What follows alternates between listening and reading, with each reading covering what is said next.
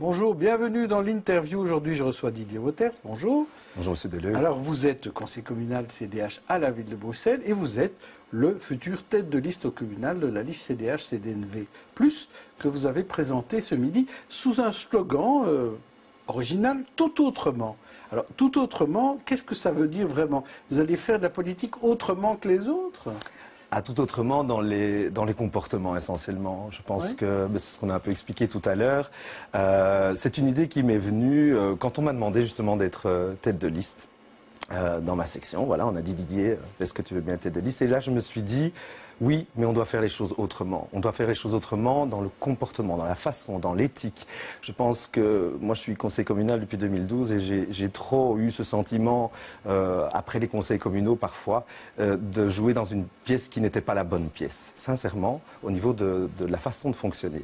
Et donc, tout autrement, c'est aussi ouvrir des portes. C'est aussi permettre des idées nouvelles d'émerger, des citoyens de s'engager. Donc vraiment, pour moi, ça avait du sens. Mais ça a du sens quand c'est lié avec une action.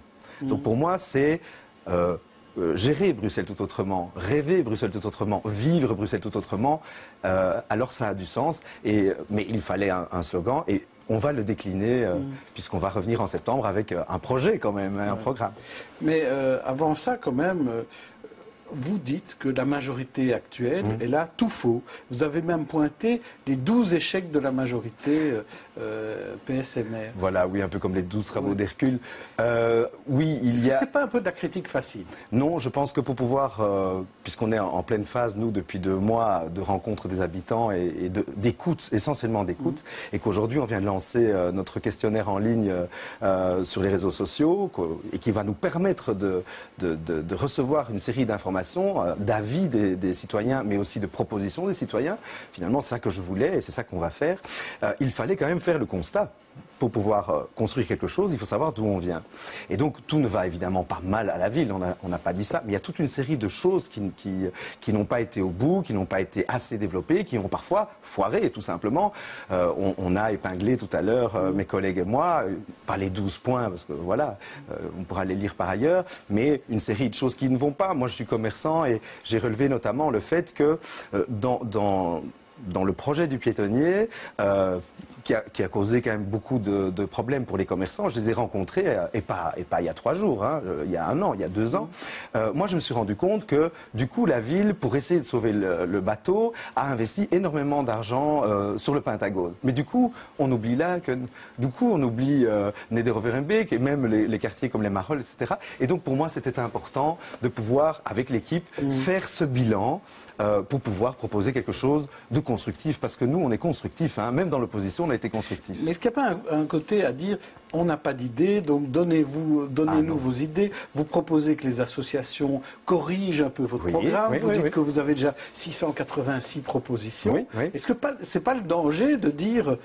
Non, c'est pas très bien où on va, aidez-nous. Alors non, c'est certainement pas cela. Au contraire. Et donc nous, à partir du moment où on a nos idées de base, on a des objectifs de base, on sait bien, et c'était un peu la raison de mon existence comme tête de liste, que le citoyen en avait un peu marre quand même de toute une série d'affaires qui avaient lieu. Et donc aller à la rencontre des gens, les écouter, ils ont parfois des idées très simples, pas chères, faciles à mettre en œuvre. Mais pourquoi est-ce qu'on les écoute pas, bon Dieu? Un citoyen fait de la politique dans sa vie de tous les jours. Moi, je me sens citoyen, même si je suis en politique aussi, dans l'action. Et donc, il était évident, c'est pas parce qu'on n'a pas d'idées, c'est parce que ensemble, dans plus de têtes, il y a plus d'idées. Et donc, on peut arriver aussi à fédérer. Ça a été aussi un des problèmes de cette majorité, c'est fédérer, créer l'enthousiasme des Bruxellois pour un projet de ville qui retrouve son âme. Et ça, c'est très, très important pour moi. Alors vous, votre liste, il y a du CDH, il y a du CDNV, il y a notamment Bianca Debatz, qui est la numéro 2 sur votre liste. Et alors, il faudra faire des majorités. Alors, vous avez dit ce midi que vous vouliez participer à une majorité future, entrer aux majorités. Mais avec qui? Alors, nous verrons. Est-ce que vous allez vous retrouver avec le MR, avec le PS, que vous critiquez par ailleurs aujourd'hui? Est-ce que vous vous voyez demain être aux affaires avec eux? Comme ça a déjà été le cas, le CDH a déjà gouverné, notamment Alors, avec ce ne le sont pas des critiques nominatives, ce sont des critiques sur les comportements, je vous l'ai dit tout à l'heure.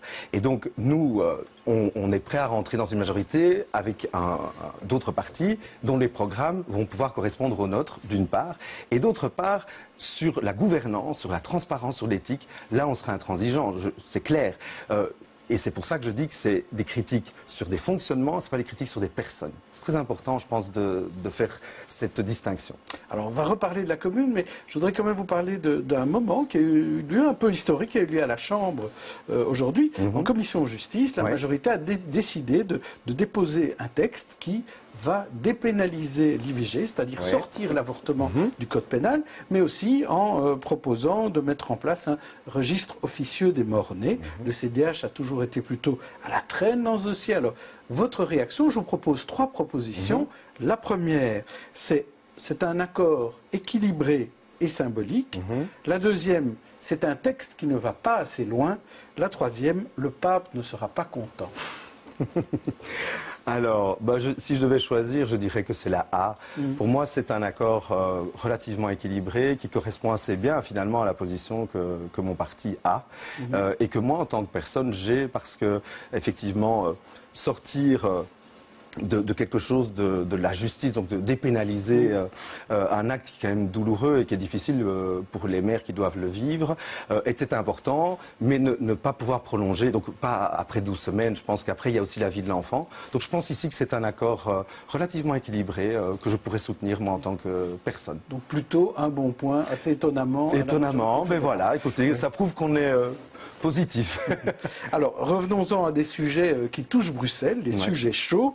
Par exemple, qu'est-ce qu'il faut faire de la grande mosquée le président de la commission attentat avait dit à Philippe Claus, au bourgmestre, qu'il devait faire quelque chose, qu'il devait la fermer. Et le bourgmestre a dit qu'il préférait attendre un avis clair du fédéral avant de le faire. Alors, qu'est-ce qu'il faut faire? Alors, il en avait parlé, je m'en souviens, au conseil communal. Je pense qu'à partir du moment où l'exécutif musulman de Belgique peut reprendre les choses en main, ce serait une manière, je pense, de sortir d'un imbroglio potentiel.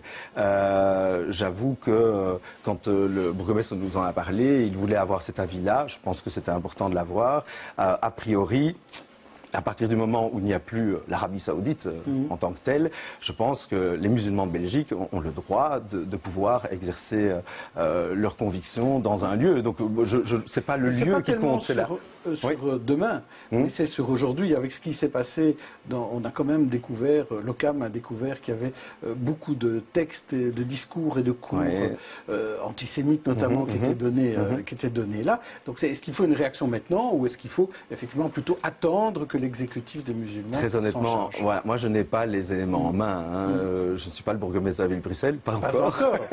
Pas encore. Alors justement. Et donc je peux comprendre son avis qui est de dire attendons d'avoir l'avis au niveau fédéral pour prendre des décisions. Prudence. Oui, je pense quand même dans ce domaine. Ouais. Alors le quartier Alhambra, on en parle aussi souvent, problème de prostitution.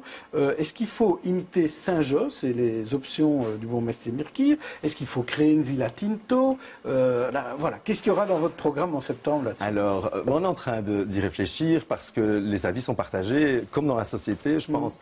Une Villa Tinto, ça pourrait être une solution, mais à la fois, c'est comme du merchandising quelque part. Et à la fois, ce qui se passe à Saint-Josse, non, je pense que c'est hypocrite et que ça n'a pas d'intérêt. Donc, la solution, elle viendra de quelque chose qui se rapproche peut-être un peu de la Villa Tinto. Ce qui compte là-dedans, c'est de protéger les personnes qui doivent pratiquer la prostitution, qui en sont les acteurs. Donc on ne parle pas d'abolition aussi, on parle plutôt de protection des travailleurs du sexe. D'une certaine manière, je pense que c'est dans ce sens-là qu'il faut aller. Vous savez, moi je suis un humaniste et ce qui m'intéresse, c'est de partir de la vie des gens. En l'occurrence, de la vie des travailleurs ou travailleuses du sexe, comme vous le dites.